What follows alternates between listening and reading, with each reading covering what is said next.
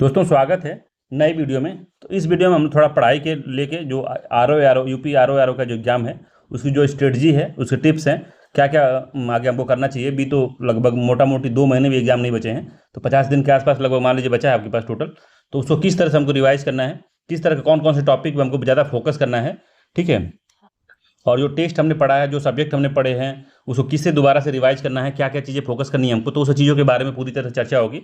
और जो है आप एकदम अगर स्ट्रेटजी फॉलो करते हैं तो ज़रूर आपको अच्छा पॉजिटिव रिजल्ट मिलेगा। इसमें आपको बहुत अच्छा रिजल्ट मिलेगा और आप मेंस लिखने के लिए तैयार हो जाएंगे अगर फॉलो कर लिए तब, ठीक है।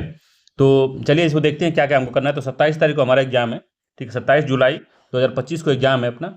और आज जो है 28 तारीख को वीडियो रिकॉर्ड हो रही है, तो 29 तारीख को लगभग ये अपलोड हो जाएगी। तो 29 तारीख के बाद अगर देखते हैं आप, तो मोटा मोटी 50 दिन आपके पास रहेगा, ठीक है। तो 50 दिन रहेगा, तो 50 दिन में आप क्या क्या कर सकते हैं, तो उसके बारे में हम पूरा हम लोग नीचे देख रहे हैं। तो अब जीएस का पहले देख लेते हैं हम लोग। जीएस के अब जीएस और अब सभी जानते हैं कि जीएस और उसका जो पेपर है, क्या बोलते हैं कि हिंदी का दोनों का कंबाइंड पेपर होगा। तो जीएस का होगा 140 + 60 हिंदी होगा, एक ही पेपर होगा, 3 घंटे का पेपर होगा। तो अब इसके लिए दूसरी स्ट्रेटजी चाहिए आपको कि पहले ही आप हिंदी निपटा दीजिए, ठीक है। 45 मिनट में या 30 मिनट में लगभग हिंदी खत्म हो जाएगी। आपको थोड़ा सा जितना मैंने टेस्ट कराया है और आप अपने हिसाब से जितना पढ़े हैं, रिवाइज किए हैं, तो उसके हिसाब से सबसे पहले आप 30 मिनट में, लगभग 30 या 35 मिनट में आप पूरा 60 हिंदी कर जाएंगे। अगर स्पीड सही है, टेस्ट आपने प्रॉपर फॉलो किए हैं, आप अपना रिवाइज किए हैं हिंदी को, बार बार रिवाइज किए हैं, और टेस्ट जो जितना मैंने कराया है उसको कर लिया है, तो कहीं भी किसी भी कोचिंग से आप पढ़े हों, किसी भी ऑनलाइन प्लेटफॉर्म पे पढ़े हैं आप, किसी टीचर से पढ़े हैं, कोई दिक्कत नहीं है। अगर आपने रिवाइज किया है उसको हिसाब से उसके हिंदी को बार बार रिवाइज करने से होगा। रिवाइज करने का इन द सेंस कि आपको कुछ पढ़ना ही पड़ेगा। मेन मेन जो जो बार बार एग्जाम में पूछ रहा है उसको आपको कैटेगराइज करना पड़ेगा कि किस पर्यायवाची में सबसे अधिक क्या पूछ रहा है। फिर से जो वर्तनी शुद्धि है उसमें से क्या क्या बार बार पूछ रहा है, फिर विलोम में क्या पूछ रहा है, ठीक है। इस तरह का जो चीज़ें हैं उसको कैटेगराइज करके आपको उस तरह से पढ़ना पड़ेगा उसको, ठीक है। अब बहुत ज़्यादा समय नहीं है तो आप टोटल हर चीज़ नहीं पढ़ सकते आप, तो सेलेक्टेड चीज़ों को पढ़िए जो आपको आता है पहले से, उसको बार बार रिवाइज करिए, वही बात है। तो हिंदी आपका लगभग 35 मिनट मान लेता हूँ, या 40 मिनट मान ले, चलिए ठीक है 45 मिनट मान लेता हूँ। तब भी आपको 2 घंटा 15 मिनट मिलेगा जीएस में, ठीक है। जीएस और प्लस उसमें जो आपका जीएस का कितना क्वेश्चन है, तो 140 क्वेश्चन है, ठीक है। 140 क्वेश्चन में करंट अफेयर्स और मैथ रीजनिंग मिला के लगभग मान लीजिए लगभग वो 40 क्वेश्चन आ जाता है, ठीक। अब बचा है आपके पास 100 क्वेश्चन, तो जीएस का, तो ये पूरा प्योर जीएस है, एकदम खाटी जीएस है ये। इसमें क्या है कि आपका ट्रेडिशनल जो जितने भी सब्जेक्ट हैं, जिसमें कि आपका भूगोल का ज़्यादा पोर्शन रहता है, इति मॉडर्न हिस्ट्री का ज़्यादा पोर्शन रहता है, ठीक है, कृषि का रहता है, अर्थव्यवस्था के भी कुछ क्वेश्चन रहते हैं, कुछ पॉलिटी के रहते हैं, कुछ इन्वायरमेंट के रहते हैं, तो सारा ये मिक्स रहता है। तो सबसे वेटेज जिसका होता है, नीचे पहले हम बताऊंगा आपको कि सबसे वेटेज किसका ज़्यादा रहता है, किस हिसाब से आपको पढ़ना चाहिए, ठीक है। तो 100 में से लगभग टारगेट करिए कि 180 प्लस, मतलब कि 80 प्लस हम कर दें इसमें। जीएस में 80 प्लस आप करिए, और इसमें जो है लगभग 20 भी कर देंगे ना आप, 20 या 25 भी सही कर देंगे इसमें 40 क्वेश्चन में, तब भी आपका बहुत अच्छा स्कोर हो जाएगा। तो 80 लगभग 105 के आसपास हो जाएगा ना, 105 हो जाएगा, ठीक। 105 हो जाएगा, वहाँ से आपको लगभग 50 प्लस करना है, या 50 प्लस मान लेता हूँ मैं, 50 प्लस हो गया, तो अभी 160 क्वेश्चन हो गया आपके। 160 क्वेश्चन का तो कोई रोक नहीं सकता, 160 क्वेश्चन बहुत होता है, ठीक है। तो जो कट ऑफ जाता है 160 क्वेश्चन, लगभग आपने क्वेश्चन अटेम्प्ट मान लीजिए, आप अटेम्प्ट किया आपने 160 क्वेश्चन, इसमें मैं मानता हूँ कि 10 गलत हो गया, काट पीट के आपका लगभग 10 गलत हो गया, तो 160 150 140 क्वेश्चन तो आपका लगभग मान लीजिए सही हुआ। 140 क्वेश्चन सही होगा, तब भी आप बहुत ही सेफ जोन में हैं, समझ लीजिए। तो अगर 140 क्वेश्चन आपका सही हुआ है, तभी आप समझिए कि बहुत अच्छी स्टेट में हैं, ठीक।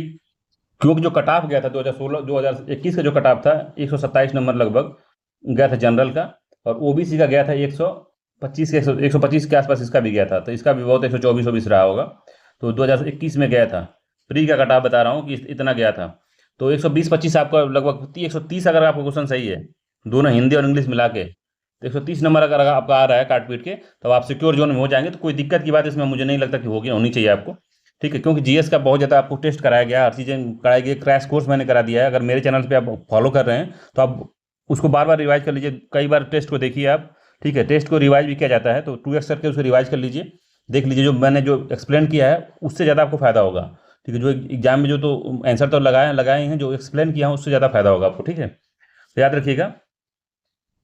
तो दो चीज़ बताया हूँ कि 50 दिन बचा है, लगभग 150 दिन के आसपास आपका समय बचा है आर ओ टेस्ट प्री के लिए, ठीक है। प्री एग्जाम के लिए 50 दिन बचा है। दूसरी बात, पहली बात ये है इसमें कि आपको लगभग 100 जीएस का जो आता है उसको आपको लगभग 80 75 से 80 के बीच में लगभग आपको करने हैं। ठीक है, इतना अटेम्प्ट करके आप अटेम्प्ट ज़्यादा कर सकते हैं मगर एक्यूरेसी आप लगभग 75 के आसपास रखिए इसका। हिंदी में आप लगभग 75 हो गया, तो हिंदी में आप लगभग 50 से प्लस ही अगर सही करते हैं तभी आप अच्छे जोन में रहते हैं। कम भी आ जाएगा मगर जीएस का स्कोर अगर बढ़ गया आपका, हिंदी में कम भी आ गया तो बहुत ज़्यादा इशू नहीं होगा। और current affairs plus math reasoning वाला जो क्वेश्चन है उसमें कम से कम आप 25 क्वेश्चन सही करिए, सही करिए। ठीक है, तब ये आपका हो पाएगा बढ़िया से, अच्छा से, टेंशन की बात नहीं रहेगी, तब आप मेंस की तुरंत तैयारी करने लगिएगा। ठीक है, तो ये तो हमने जो टारगेट आपका होना चाहिए 80 होना चाहिए 100 में, इसमें लगभग 25 होना चाहिए। ठीक है, और हिंदी में लगभग 55 प्लस होना चाहिए। हिंदी नीचे मैंने लिखा है, हिंदी में 55 प्लस होना चाहिए आपको। ठीक है, या 50 प्लस भी करते हैं, जीएस में अच्छा स्कोर आपका होना चाहिए। जब 50 प्लस अगर आप लेके चल रहे हैं तो जीएस में आपका स्कोर अच्छा होना चाहिए, या करंट अफेयर्स और इस वाले में कुल मिला के लगभग आपका 110 के आसपास होना चाहिए इसमें, या 100 के आसपास भी होगा, 110 105 के आसपास ही होगा। अगर इसमें से लगभग 50 क्वेश्चन आपके आगे सही हो गए, 45 क्वेश्चन भी सही हो गए हिंदी के, तब भी आपका सही हो जाएगा। ठीक है, तो बहुत ज़्यादा लोड लेने की जरूरत नहीं है। कुछ कुछ बच्चे कमेंट किए थे कि मुझे बहुत डर लग रहा है, पहली बार मैं दे रहा हूँ, तो अरे भाई हम ही लोग देते हैं, हम ही लोग पास करते हैं, कोई अलग से आदमी पैदा होकर नहीं आता। आप मेहनत कर रहे हो ना, आप हो जाएगा, कन्फर्म रखिए। आप जो कमेंट किया था भाई उसको समझ ही रहा होगा, मैं उसी के लिए बोल रहा हूँ कि आपका हो जाएगा, आप टेंशन मत लीजिए, आप बस मेहनत करते रहिए। जिसको आपने गुरु माना है, जिसको आपने चैनल फॉलो किया है, मेरा कहीं किया है, जब किसी किया है, सीधे उसका जो जो बोल रहा है सीधे वो करिए, क्योंकि वो एक्सपीरियंस के साथ वो बैठा हुआ है। आप पहली बार दे रहे हैं, पहली बार डर रहे हैं, मगर वो पहले से देता आया है, कई एग्जाम निकाला है, कई क्वालिफाई हुआ है, कई नहीं क्वालिफाई हुआ है, तो काफ़ी एक्सपीरियंस उसके पास रहता है, जो इसको पढ़ा पाता है, जो बोल पाता है आपके सामने। तो वो ऐसे नहीं बैठा है आपको कि ऐसे ही बोल दे रहा है आपको और चीज़ों को कर दे रहा है। ठीक है, तो वो कह रहा है तो ठीक है, आप उसी हिसाब से मेहनत करिए। ठीक है, जो गलती वो किया दोबारा वो जो कहता है कि मैंने ये गलती की थी, उस गलती को आप मत दोहराइए। ठीक है, बाकी सब आपका सही होगा। अच्छा, पॉजिटिव सोचिए, सब कुछ अच्छा हो जाएगा। तो ठीक है, कितना क्वेश्चन लगभग आपको करना है, तो जी लगभग 150 क्वेश्चन क्या है, 50 दिन का समय बचा है। और जीएस का बस 75 से 80, हिंदी का 50 या 50 के आसपास, और करंट अफेयर्स और मैथ का लगभग 25 के आसपास आपको लगभग अटेम्प्ट करके या सही करके आना है। लगभग मान लीजिए अगर 5 क्वेश्चन गलत भी इसमें हो जाता है तभी कोई बात नहीं, लगभग 140 स्कोर होना चाहिए, 140 से 150 के आसपास आपका स्कोर होना चाहिए इसके। ठीक है, 150 के आसपास होना चाहिए। 50 क्वेश्चन आप गलत कर दीजिए, छोड़ दीजिए, कोई दिक्कत नहीं, 150 नंबर आपका आना चाहिए, या 140 नंबर आपका आना चाहिए। 140 अगर कम होता है तो आप रिस्क में रहेंगे। ठीक है, तो ये ठीक है, हो गया ये। अब महत्वपूर्ण जो विषय टॉपिक क्या क्या है उसको हम लोग देख लेते हैं। तो ये तो समझ में आ गया आपको ना कि क्या क्या करना है। ठीक है, फिर एक बार बता दूंगा, तो महत्वपूर्ण टॉपिक क्या क्या है। तो सबसे अधिक पूछता है भूगोल से, तो भूगोल काफ़ी इंपॉर्टेंट है आर के लिए। तो उसमें भी भारत का भूगोल। ठीक है, तो उसमें भारत का भूगोल को हम अच्छे से देखते हैं कि भारत के भूगोल में क्या पूछता है। तो सर्वाधिक सबसे पहले फोकस जो मैं टॉपिक बता रहा हूँ इसी पे करिएगा। मेरे क्रैश कोर्स में सारा लिखा हुआ है, नहीं होगा मैं छोटा छोटा वीडियो बना के उसको दे दूंगा आपको, आप उसको बार बार देख लीजिएगा। और कहीं और से आपने पढ़ा है तो उनका नोट्स बनाया है तो आप उसको रिवाइज करिए, कहीं से पढ़िए उसको रिवाइज करिए आप। ठीक है, आप एकदम बेहतर स्थिति में रहेंगे, कोई टेंशन की बात नहीं है। इसी तरह से पीसीएस में भी फोकस करना है, पीसीएस में भी मैं साथ रहूँगा आपको, कोई टेंशन की बात नहीं है। जो भी एग्जाम का आप तैयारी करना है आप कमेंट करके बता दीजिए, अगर मेरे पास समय होगा तो मैं उसको बना दिया करूँगा को। ठीक है, तो मैं मेंस के लिए भी तैयारी करा दूंगा आर की। ठीक, आर यूपी पीसीएस आईएएस की भी मेंस की तैयारी करना चाहेंगे तो उसको भी मैं करा दूंगा, क्योंकि मैं उस फेज से हर फेज से गुजरा हूँ, कोई दिक्कत की बात नहीं है आपको। तो ये भारत का भूगोल में क्या देखना हमको, तो पर्वत श्रेणी हमेशा लगभग क्वेश्चन रहता है इससे।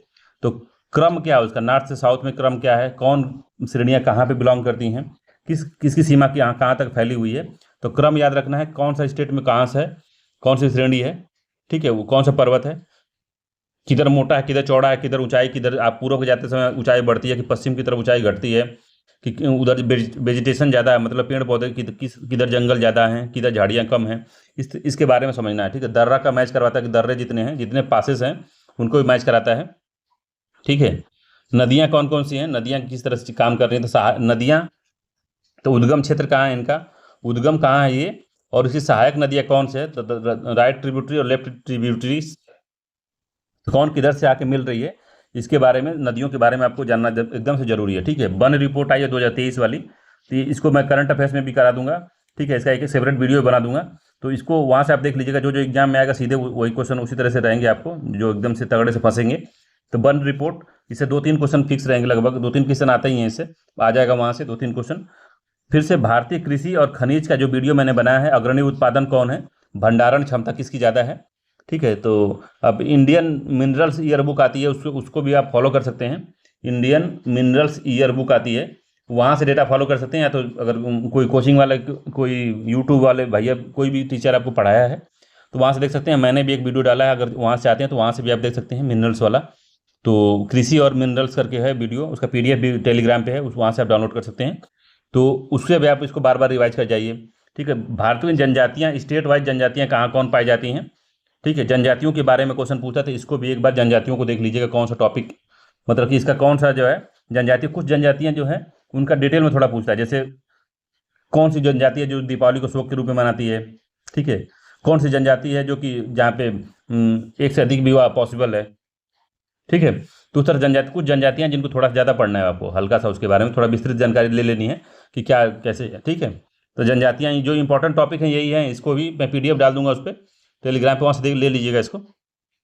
ठीक है, तो ये जनजातियां होंगी। फिर मृदा, मृदा कौन कहाँ मृदा है कैसी है, यूपी स्पेशल में भी मैं मृदा को पढ़ाया हूँ, कौन मृदा कहाँ पाई जाती है, वहाँ से उसको देख लीजिएगा, देखना चाहिए तो कौन कहाँ मृदा है, लेटराइट मृदा कहाँ है, और आपका जलोढ़ मृदा मृदा कहाँ है, किसका क्षेत्रफल सर्वाधिक है। तो सब जो सबका क्षेत्रफल कितना किसका है, सबका मैंने करवा दिया है। जो यूपी स्पेशल और ज्योग्राफी का जो हमने क्रैश कोर्स कराया है, क्रैश कोर्स मैंने सारे सब्जेक्टों का लगभग कवर कर लिया है। तो वहाँ से आप देखना चाहें तो देख सकते हैं उसको। ठीक है, तो वहाँ से आप कवर कर सकते हैं, और नहीं तो नोट्स बनाए तो वहाँ से देख सकते हैं। तो यूपी में कौन सी मृदा कहाँ पाई जाती है। ठीक है, किसका विस्तार किस तरह कितना तक है, कितना परसेंटेज कौन है, पूरे भारत में कौन सी मृदा कितना परसेंटेज की है। तो परसेंटेज वाइज भी देख लीजिएगा, उसको परसेंटेज पूछ लेता है, मिलान करा लेता है कि जलोढ़ मृदा 40%, जो काली मिट्टी 20%, लेटराइट मृदा इतना परसेंट। ठीक है, और लाल मृदा इतना परसेंट, पीली मृदा इतना परसेंट, पहाड़ी मृदा मृदा या क्या कहते हैं कि मरुस्थलीय मृदा, तो पूछता है इस तरीके से। मृदाओं को देख लीजिएगा, उससे भी क्वेश्चन पूछा है।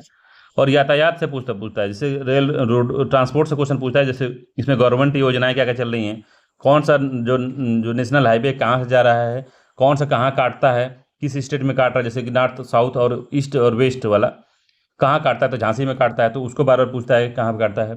नया एक्सप्रेस वे कौन सा बना है, कितने किलोमीटर का बना है, कहाँ से कहाँ तक बना है, कौन सा जिला उसमें, अगर यूपी स्पेशल पढ़ रहे हैं तो कौन सा जिला उसमें शामिल नहीं है, अगर पूरा भारत का पढ़ रहे हैं तो कौन सा स्टेट उसमें शामिल नहीं है।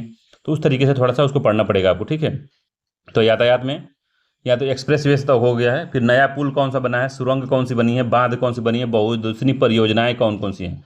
तो ये फोकस करिए कि बहुउद्देशीय परियोजनाएं जो हैं हमारे देश में या हमारे प्रदेश में, उन दोनों को पढ़ना पड़ेगा। क्योंकि जैसे मान लीजिए हीराकुंड डैम है कहाँ है, ठीक है, ये बैराज कहाँ बना है, गंगा सागर बैराज कहाँ है, राणा प्रताप बैराज कहाँ है। तो उस तरह का जो बहुउद्देशीय परियोजनाएं हैं उसके बारे में थोड़ा सा एग्जाम में मिलान कराता है। ठीक है, तो ये भारत के भूगोल से इतना इतना आप कवर कर लेंगे। तो ये जानते हैं कब, ये मतलब 1 घंटे का काम इसका है, 1 घंटे का काम इसका है, 1 घंटे पाँच, मतलब समझ लीजिए कि 15-20 मिनट का काम इसका है। इसका थोड़ा टाइम लगेगा कृषि खनिज वाले का, तो हमारे 2 घंटे है। तो डेली भी अगर आप थोड़ा थोड़ा टाइम देते हैं तब भी आपका कवर हो जाएगा। 50 दिन बहुत समय होता है, और कम भी समय होता है। जो पढ़ा लिखा है रिवाइज करने में उसको बहुत समय है, नहीं तो जो नहीं पढ़ा लिखा है उसके लिए बहुत कम समय है। ठीक है, समय बीत जाएगा पता नहीं चलेगा। ठीक है, तो ये हमने भूगोल का देख लिया है। अब विश्व का भूगोल में, तो इसमें पहाड़ियाँ जो है, कहाँ पहाड़ कौन कौन से हैं, तो कौन कहाँ किस राज्य में किस देश में है, किस तरह का पर्वत है ये भी पूछता है, ज्वालामुखी पर्वत है, अवशिष्ट पर्वत है या बलित पर्वत है। ठीक है, झील झरना और नदियों को पूछता है कि ये नदी कहाँ बहती है, ये झील कहाँ पे है, ये झरना कहाँ पे है, सबसे ऊंचा झरना कहाँ, सबसे नीचा झरना कहाँ है। तो ये भी देख लीजिएगा, हर बुक में ये है, लूसेंट वगैरह हर चीज़ में है। मैंने इसको पढ़ा भी दिया है, मैं छोटा छोटा वीडियो बना के अभी रोज डेली डालूंगा 20 का। जितना मैंने ये किया है इसके वीडियो छोटा छोटा करके जितना टॉपिक है सब मैं डाल दूंगा। तो वहाँ से भी आप डेली, अगर आप मेरे चैनल को सब्सक्राइब नहीं किए, अगर नए आप व्यूअर हैं तो उसको फॉलो कर लीजिए, सब्सक्राइब कर सकते हैं आप मेरे चैनल को, चाहें तो टेलीग्राम ज्वाइन कर सकते हैं। वीडियो आएगा इसका एकदम कन्फर्म है, मैं डालूंगा ही डालूंगा, सब कुछ सही से चलता रहा तो। ठीक है, तो झील है, झरना है, नदियाँ हैं, इनके बारे में समझना है आपको। समुद्री जलधारा पूछता है, ठंडी जलधारा है, गर्म जलधारा है, इसके बारे में पूछता है। ठीक है, स्थानीय पवने का, दुनिया में स्थानीय पवने किस तरह से क्या चल रही हैं, कौन ठंडी पवन है, कौन गर्म पवन है, कौन किसको डॉक्टर विंड कहते हैं, किसको लाल बारिश खून की वर्षा करने वाली वायु किसे कहते हैं, स्थानीय पवन किसे कहते हैं। महत्वपूर्ण पठार कहाँ है, तो पठार मिलान करता है, क्योंकि कोलोराडो का पठार कहाँ है और तिब्बत का पठार कहाँ है। इस तरह से पठारों को ये मैच कराता है, तो उसको भी थोड़ा देख लेंगे हम लोग। मरुस्थल कौन कौन कहाँ है, अटाकामा का मरुस्थल कहाँ है, और टकला मकान कहाँ है। ठीक है, दस्ते दस्ते शरीफ क्या है, वो सब कहाँ है। ठीक है, तो इसे पूछता है, तो इसको याद रखिएगा। और तो मरुस्थल इंपॉर्टेंट है। मरुस्थल पठार, स्थानीय पवने, समुद्री जलधारा, झील, झरना, नदियाँ, ये 3 टॉपिक हैं। पहाड़ कौन कहाँ है, किस तरह का ज्वालामुखी पर्वत है, कौन अवशिष्ट पर्वत है, ये वाला। फिर खनिज कौन सा देश कितना प्रोडक्शन कर रहा है, अग्रणी कौन है। क्षेत्र क्षेत्र पूछा, जैसे कुजनेट्स जो क्षेत्र है वो उसमें क्या उत्पादन होता है। फिर पूछेगा बोत्सवाना में सबसे अधिक क्या होता है, ठीक है। उत्पादन कितना है उसका, भंडार किसका कि कहाँ पे, तो लिथियम का भंडार सर्वाधिक कहाँ है, सोने का कहाँ है, यूरेनियम कहाँ है, हीरा कहाँ है। तो ये जो जो सबसे महंगी धातुएं होती हैं, जो बहुत इंपॉर्टेंट होती हैं, जो कि जिसका भी वर्तमान में बहुत ज़्यादा यूज हो रहा है, तो उन उन सब को थोड़ा ध्यान में देख के देखेंगे ना, तो लिथियम को पूछेगा, सोना का भंडार सर्वाधिक कहाँ है, यूरेनियम का सबसे अधिक भंडार कहाँ है, हीरा कहाँ है, टीन का सर्वाधिक कहाँ है, तो इस तरह से पूछेगा आपको। अब ऑयल का पूछ लेगा, ऑयल का भंडार कहाँ सर्वाधिक कहाँ है, ठीक है। कच्चा तेल का मतलब वही कच्चा तेल कहाँ है सर्वाधिक, वेनेजुएला में है कि इराक में है, ईरान में है, ठीक है। तो उस तरह के क्वेश्चन पूछता है। तो ये जो है काफ़ी इंपॉर्टेंट टॉपिक है ये लोग। तो सीधे सीधे ये भी बहुत समय के नहीं है। अगर आपके पास नोट्स है या कहीं वीडियो में कहीं भी की बुक वगैरह में कहीं ढूंढने की आपकी क्षमता बहुत तेज है, तो एक दिन में ये सब कवर हो जाएगा।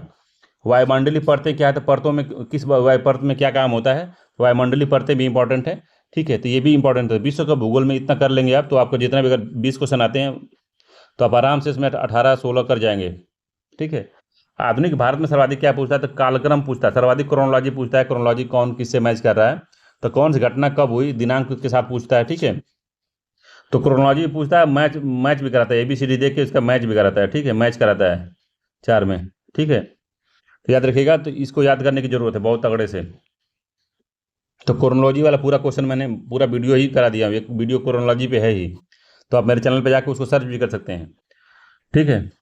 आंदोलन, ठीक है। आंदोलन जैसे क्रोनोलॉजी में है, आंदोलन आपको देखना होगा कौन सा आंदोलन कब हुआ था, प्रेस अधिनियम, अकाल आयोग, कौन सा आयोग कब बना था, शिक्षा पे क्या क्या हुआ, शिक्षा आंदोलन या शिक्षा सुधार पे क्या क्या हुआ था, कौन कौन से आयोग बने थे, भारतीय समाज सुधार में प्रथम समाज कौन बनाया था, आर्य समाज कौन बनाया था, आदि ब्रह्म समाज कौन बनाया था, तो इसके बारे में ये सब मुस्लिम सुधारों में क्या क्या हुआ था। उन्होंने विधवा विधवा विवाह सती प्रथा का अंत कब किया, दासों का अंत किसने करवाया, दास प्रथा का अंत किसने करवाया, बाल प्रथा का अंत किस अंग्रेजी शासक ने करवाया। तो वो सब पूछता है, तो उसको भी थोड़ा देख लेंगे। जब मोटा मोटी है, एक बहुत ज़्यादा है नहीं, वो डिटेल में नहीं पढ़ना, बस याद करना है कौन किसने करवाया था, आर ओ में ही करना है। यूपी पीसीएस में थोड़ा सा अंदर पढ़ना पड़ेगा आपको, ठीक है। इसमें जनजातीय आंदोलन कौन कौन हुए थे, आदिवासी आंदोलन कौन कौन थे, तो उसमें नेता कौन है, उनका डेट कौन है, ये 2 चीज़ याद करना है बस। नेता है, डेट है, क्षेत्र उसका किस क्षेत्र में है। तो 3 चीज़ मैच कराता है, या तो डेट नेता पूछ लेगा कि नेता कौन था, या डेट पूछ लेगा, या क्षेत्र पूछ लेगा, ठीक है, किस क्षेत्र में हुआ था। तो इसको देख लेना है। कौन गवर्नर ने क्या काम किया था, तो किस गवर्नर ने क्या काम किया था और कब उसका समय था, क्रोनोलॉजी गवर्नर का भी पूछ लेता है, तो इसको देख लेना है, ठीक है। गांधी जी के बारे में क्वेश्चन पूछेगा तो गांधी जी ने जितना आंदोलन चलाए थे उसकी क्रोनोलॉजी आपको याद रहनी चाहिए, ठीक है। और अगला इसमें है कि महत्वपूर्ण क्रांतिकारी आंदोलन कौन थे, जैसे भगत सिंह, चंद्रशेखर आजाद, सुभाष चंद्र बोस, पाल जी थे, ठीक है, लाल बाल पाल, इनके बारे में थोड़ी जानकारी। तो ये सब के यही मेन फोकस है इसमें, ठीक है।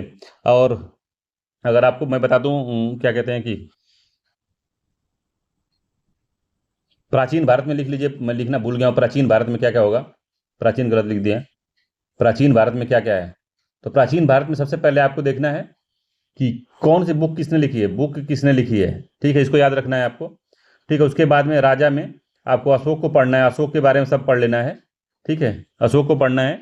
फिर आपको समुद्रगुप्त को पढ़ना है, समुद्रगुप्त को पढ़ना है। फिर सातवाहन पढ़ना है, ठीक है। और क्रम पढ़ना है कि कौन कब कब आक्रमण किया था भारत में, जो विदेशी आक्रमण हुए थे किसका क्रम क्या था, आक्रमण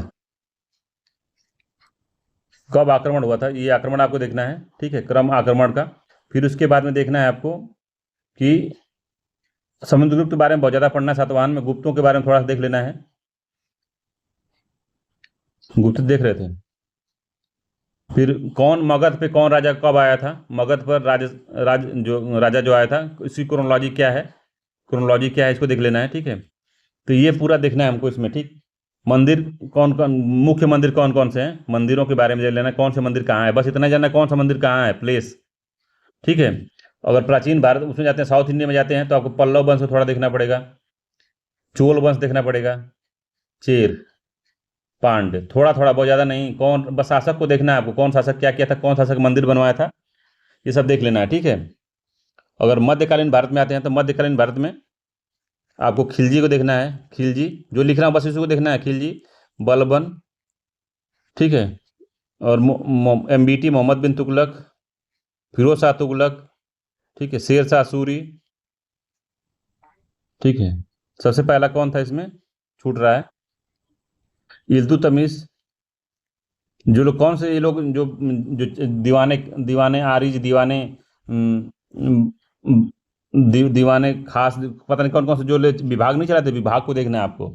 जो दीवाने इंसा कौन चलाया था, दीवाने जो बाजार नियंत्रण के लिए कौन सा आयोग था, सेना के लिए कौन सा जो मंत्रालय चलाया था इन्होंने, कौन सा विभागों को कौन कौन क्या चलाया था, उसके बारे में मैंने मध्यकालीन भारत में पढ़ा है, वो वाला बुक इसमें देखना है आपको, बुक कौन सी किताब किसने लिखी है, ठीक है। उसके बाद में अकबर को देखना है आपको, ठीक है। शाहजहां को थोड़ा सा देखना है, शाहजहां। और बाबर के युद्ध देखना है, बाबर बाबर के युद्ध, हुमायूं के युद्ध, ठीक है। अकबर ने क्या क्या किया था, क्रोनोलॉजी इसकी देखनी है इसमें आपको। अलाउद्दीन नहीं दिखाएगा, अलाउद्दीन अलाउद्दीन खिलजी का देखना है, क्रोनोलॉजी क्या है, ठीक है। तो मेन मेन जो है उन्हीं का देखना है, बहुत डिटेल में नहीं पढ़ते जाना है, ठीक है। तो ये सब पूरा फोकस करना है आपको, ठीक। तो ये आपका हो गया कि क्या हो गया, मध्यकालीन भारत, ठीक है। तो जो मेन मेन मेन है उन्हीं को देखना है। अब मैं सबका करा भी दूंगा, मैं बता रहा हूँ, मैं कराऊंगा अभी छोटा छोटा वीडियो में, तो आप उनको देख लीजिएगा, ठीक है। ये तो करना ही करना है, ये तो मैं एडवांस बताऊँ कि अगर और भी नंबर चलाना चाहते हैं तो ये प्राचीन भारत में क्या देखना है और मिडुअल भारत में क्या देखना है। मिडुअल भारत से सबसे अधिक बुक पूछता है, बुक को पूछता है, बुक ज़्यादा पूछता है, खिलजी पूछता है, MBT पूछता है, अकबर पूछता है, ठीक है। लोधी वंश को पूछता है, लोधी वंश भी काफ़ी इंपॉर्टेंट है, लोधी वंश में एक आध दो शासक हुए हैं जो बहुत बेहतरीन शासक हुए हैं, उनके बारे में पूछता है, ठीक है। युद्ध क्रोनोलॉजी पूछता है, युद्ध क्रोनोलॉजी क्या क्या है, क्रोनोलॉजी किसमें, जैसे कि वहाँ का चौसा का युद्ध कब हुआ था, फिर से पानीपत का युद्ध कब हुआ था, और जैसे जितने युद्ध हुए थे, ये युद्ध होता है, ठीक है। और औरंगजेब का जो उत्तराधिकार का युद्ध था, औरंगजेब वाला, तो वो औरंगजेब के बारे में थोड़ा सा पढ़ लीजिएगा, बस इतना ही पढ़ लीजिएगा, बहुत इंपॉर्टेंट है, बुक बुक जरूर पढ़ लीजिएगा। और जो जो जितने भी ये लोग जो विभाग बनाए थे, विभागों को थोड़ा देख लेना है, ठीक है। सबको मैंने क्रैश कोर्स में अपने पढ़ाया है, आप मेरे चैनल के प्लेलिस्ट में जाके पूरा एक लाइन से देखेंगे, पूरा सब कुछ मिल जाएगा, कहीं दूसरी जगह जाने की जरूरत ही नहीं है। अगर ये वीडियो आपने देख रहे हैं तो आपको वहाँ मिल जाएगा, ठीक है। बहुत घबराने की जरूरत नहीं है, कहाँ से आएगा, ठीक है। पॉलिटी से बहुत ज़्यादा क्वेश्चन नहीं पूछता है, एक बात याद रखिएगा, ROR में बहुत ज़्यादा पॉलिटी से नहीं पूछता है। प्रस्तावना पढ़ लीजिएगा, मूल कर्तव्य पढ़ लीजिएगा, फंडामेंटल राइट है, DPSP है, पंचायती राज है, महत्वपूर्ण अनुच्छेद मैंने करा दिया है, इसको उसको भी देख लीजिएगा आप, ठीक है। और कौन क्या कहाँ, समझ रहे हैं। तो जो नई भर्ती, जैसे मान लीजिए कि कौन CGI बनाया, करंट अफेयर्स में CGI कौन बन गया है, ठीक है। और जो कोई आयोग है उसका अध्यक्ष कौन नया बन गया है, ठीक है। उस आयोग में कितने सदस्य होते हैं, तो ये सब चीज़ें कौन कहाँ क्या क्या वाला मामला है इसमें, ठीक है। तो प्रस्ताव इतना ही पढ़ लीजिएगा इसमें, अगर पॉलिटी में अगर पढ़ने का समय नहीं है तो आप इतना पढ़ सकते हैं, ठीक है। इससे काफ़ी क्वेश्चन आपके पास जाएंगे। और एक क्वेश्चन इसमें और देख लीजिएगा कि जो लोकसभा की जो सीटें हैं, किसकी कहाँ कितनी है, और राज्यसभा की सीटें क्या हैं, और राज्यों की क्रोनोलॉजी, कौन राज्य पहले बना था, राज्यों की क्रोनोलॉजी पूछता है, ठीक है। पंचायती राज में इसका जो जितने भी आयोग बने थे उसके बारे में उसका डेट वोट पूछता है, ठीक है। DPSP में और फंडामेंटल ड्यूटी में, इनमें कन्फ्यूजन कराता है, दोनों एक घाल मिल करके दे देगा, पूछेगा कि कौन सा फंडामेंटल ड्यूटी है और कौन सा फंडामेंटल राइट है, फंडामेंटल वो DPSP कौन सा है, कौन सा फंडामेंटल ड्यूटी है, इनमें कन्फ्यूज करता है, तो उसको भी थोड़ा समझ लीजिएगा। मैंने क्वेश्चन कराया भी, हालांकि बहुत ज़्यादा क्वेश्चन कराया है।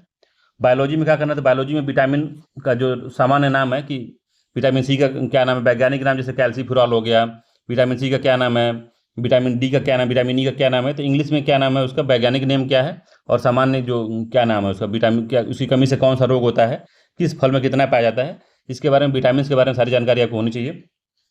वायरस, कवक, जीवाणु क्या होते हैं, इनके बारे में थोड़ी जानकारी होनी चाहिए। कंकाल में कौन सी हड्डियां किसको जोड़ती हैं, उसका क्वेश्चन थोड़ा पूछता है। खोपड़ी में, दिमाग में कौन सा आप बाहर का कौन सा शरीर को बैलेंस करता है, कौन अच्छी क्रियाओं के लिए जिम्मेदार होता है।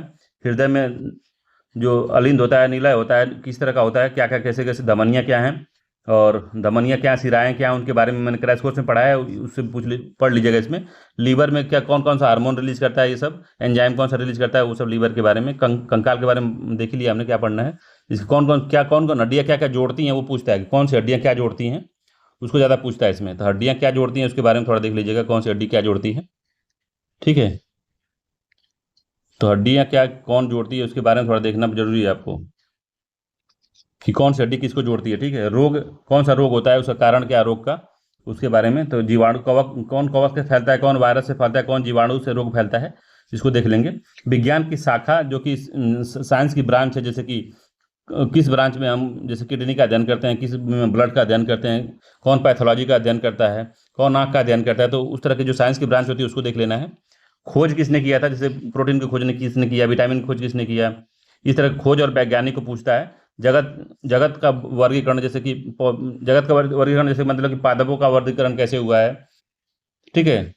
तो वर्गीकरण वाला क्वेश्चन भी मैंने कराया है, और उसमें बताया कि कौन पहले आया था, जैसे कि जीन कब आया, फिर उसके बाद में क्या कहते हैं उसको, जो इवोल्यूशन कैसे हुआ है जीव जगत का, जंतु जगत का, जैसे इवोल्यूशन कैसे हुआ है उसका वर्गीकरण वो पूछता है। पौधों का हार्मोन पूछता है, पौधों में बीमारी पूछता है, जाइलम और फ्लोएम का क्या काम होता है, इसके बारे में पढ़ लीजिएगा थोड़ा सा, ठीक है।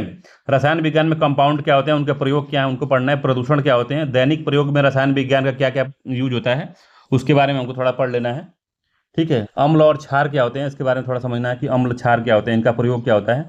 ईंधन में मीथेन क्या होता है, इथेन क्या होता है, ईटीसी क्या होते हैं। प्रदूषक में CO2, SO2, acid rain, NO2, इस रेन के बारे में थोड़ा जानकारी लेनी है, ठीक है। तो इतना रसायन विज्ञान बहुत ज़्यादा नहीं पढ़ना है, इतना ही करना है। भौतिक विज्ञान में हमको बस प्रकाश देख लेना है, आंखों की कौन कौन सी बीमारियां होती हैं वो पूछता है।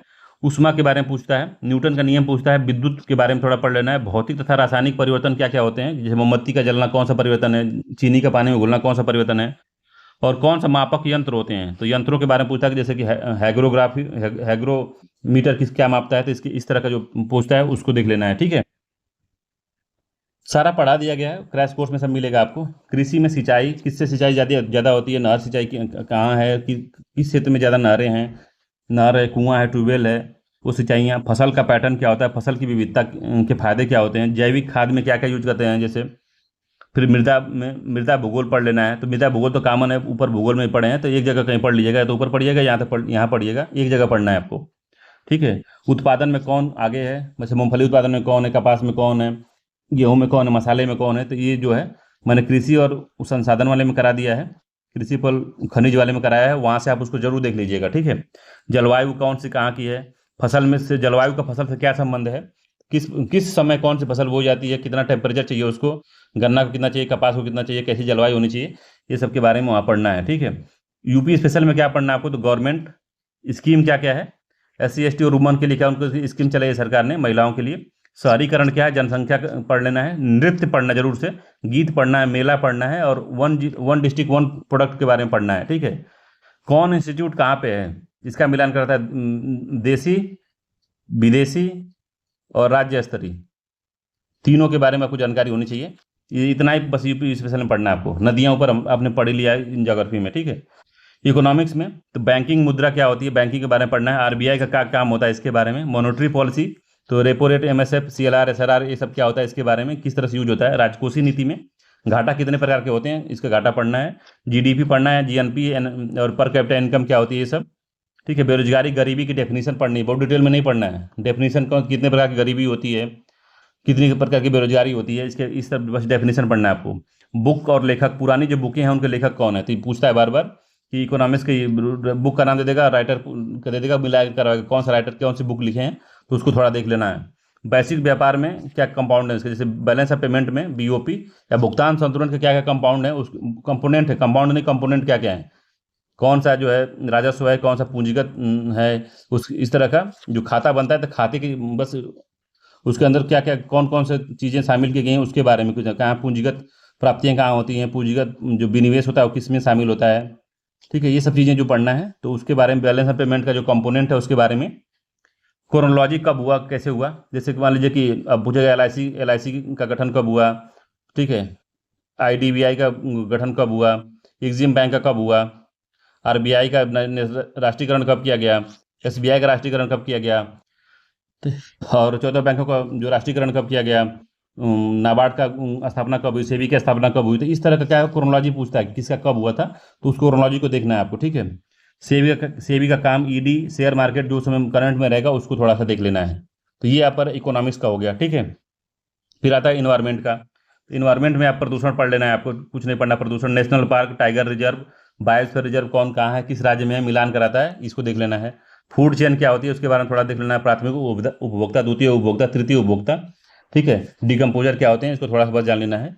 प्रकाश संश्लेषण में क्या क्या होता है उसके बारे में थोड़ा जान लेना है, और कुछ अधिनियम को पढ़ लेना है, जो अधिनियम है, तो 8-10 अधिनियम है, बार बार उन्हीं से पूछता है, तो उसको वहाँ से पढ़ लेंगे, ठीक है। तो इतना जो है जीएस करना है आपको।